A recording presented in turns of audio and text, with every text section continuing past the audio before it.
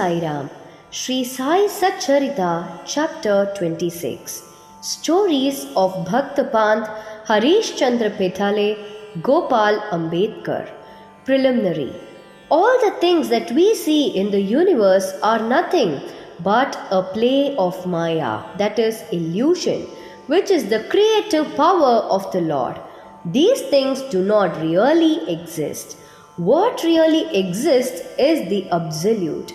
Just as we mistake a rope or a garland for a serpent on account of darkness, we always see the phenomena, that is, things as they outwardly appear and not the phenomenon which underlies all the visible things. It is only the Sadguru who opens the eyes of our understanding and enables us to see things in their true light and not as they appear. Let us therefore worship the Sadguru and pray to him to give us the true vision, which is nothing but God vision. Inner worship. Hemadpant has given us a novel form of worship. Let us, he says, use water in the form of tears of joy to wash the Sadguru's feet. Let us besmear his body with sandal paste of pure love. Let us cover his body with the cloth of true faith. Let us offer 8 lotus in the form of our 8 sattvic emotions and fruit in the form of our concentrated mind. Let us apply to his head the buka, that is black powder, in the form of devotion, and tie the waistband of bhakti and place our head at his feet. After decorating the Sadguru with all ornamentation this way, let us offer ourselves to him and wave chamar, that is, fan-like object made up of animal hair of devotion to ward off heat. After such blissful worship, let us pray thus: turn our mind inward. Give us discrimination between the unreal and the real, and non-attachment for all worldly things, and thus enable us to get self-realization. We surrender ourselves, body and soul, that is body consciousness and ego, to you. Make our eyes yours so that we should never feel pleasure and pain. Control our body and mind as you wish. Let our mind rest at your feet. Now, let us turn to the stories of this chapter. Bhaktapant. Once, it so happened that a devotee by name Pant, a disciple of another guru, had the good fortune of visiting Shirdi. He had no mind to go to Shirdi, but man proposes one way and God disposes the other.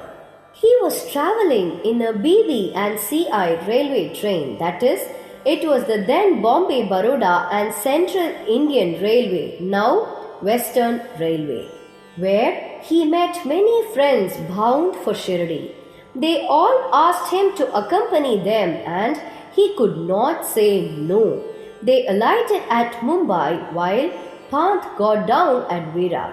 There he took the permission of his guru for the Shirdi trip and, after arranging for the expenses, left with the party for Shirdi. They all reached the place in the morning and went to the masjid at about 11 a.m. On seeing the concourse of the devotees assembled for Baba's worship, they were all pleased, but Pant suddenly got a fit and fell senseless.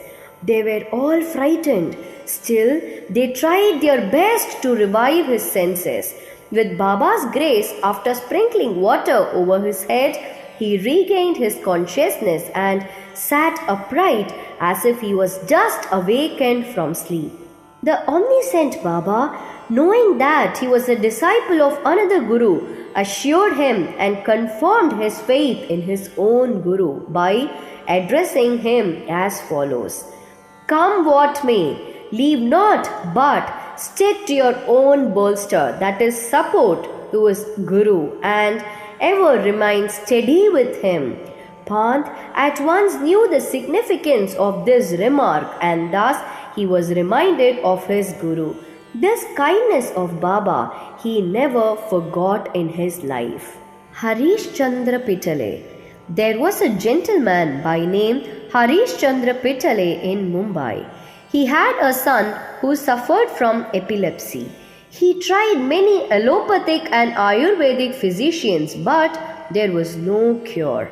There remained only one way of remedy, that is, resorting to the saints. It has been stated in chapter 15 that Dasaganu, by his inimitable and splendid kirtans, spread the fame of Sai Baba in the Mumbai presidency.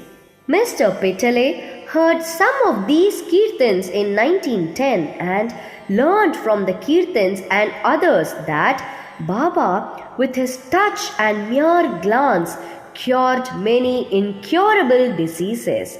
Then a desire arose in his mind to see Sai Baba.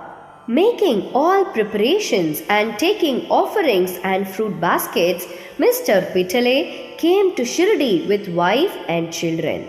He then went to the masjid with them, prostrated before Baba, and placed his sick son at Baba's feet. No sooner did Baba see the child than an untoward thing happened. The son immediately revolved his eyes and fell down senseless. His mouth began to throw foam, and his whole body began to perspire profusely, and it seemed as if he was breathing his last. Seeing this, the parents became very nervous and upset. The boy used to get such fits very often, but this fit seemed to persist long. Tears began to flow ceaselessly from the mother's eyes, and she began to wail that her condition was like that of a person who, being afraid of the robbers, ran into a house which collapsed on him, or like a cow fearing a tiger, ran into the hands of a butcher, or like a traveler who, being tormented by the heat of the sun, went to take refuge under a tree which fell upon him, or like a devout person going for worship into a temple which collapsed upon him. Baba comforted her, saying, "Do not wail like this. Wait a bit. Have patience. Take the boy to your lodgings. He will come to his senses within half an hour." They did as directed by Baba and found that his words came true. As soon as he was taken into the Vada, the boy recovered, and all the Pitale family and others were very happy, and all their doubts disappeared. Then Mr. Pitale went with his wife to see Baba and prostrated himself before him very humbly and respectfully, and sat shampooing his legs and mentally thanking Baba for his kind help. Baba then smilingly said, "Have not all your thoughts, doubts and apprehensions calmed down now? Hurry, that is Lord, will protect him who has got faith and patience." Mr. Pitale was a rich and well-to-do gentleman. He distributed sweet meats on a large scale and offered to Baba excellent fruits and pan, that is, betel leaves. Mrs. Pitale was a very pious lady, simple, loving and faithful. She used to sit near the post gazing at Baba with tears of joy flowing down from her eyes. Seeing her amicable and loving nature, Baba was much pleased with her. Like gods, saints are always dependent on their devotees who surrender and worship them with their heart and soul. After passing some happy days in Baba's company, the Pitale family came to the masjid to take Baba's leave to depart. Baba gave them udi and blessings and called Mr. Pitale close to him and said, "Bapu, I had given you ₹2 before. Now I will give you ₹3. Keep these in your shrine for worship and you will be benefited." Mr. Pitale accepted these as prasad, prostrated himself again before Baba and prayed for his blessings. A thought arose in his mind that, as this was his first visit to Shirdi, he could not understand what Baba meant when he said that he had given rupees 2 previously. He was curious to have this mystery solved, but Baba kept silent. When Mr. Pitale returned to Mumbai, he narrated to his old mother all that had happened at Shirdi and the mystery about Baba's giving him rupees 2 earlier.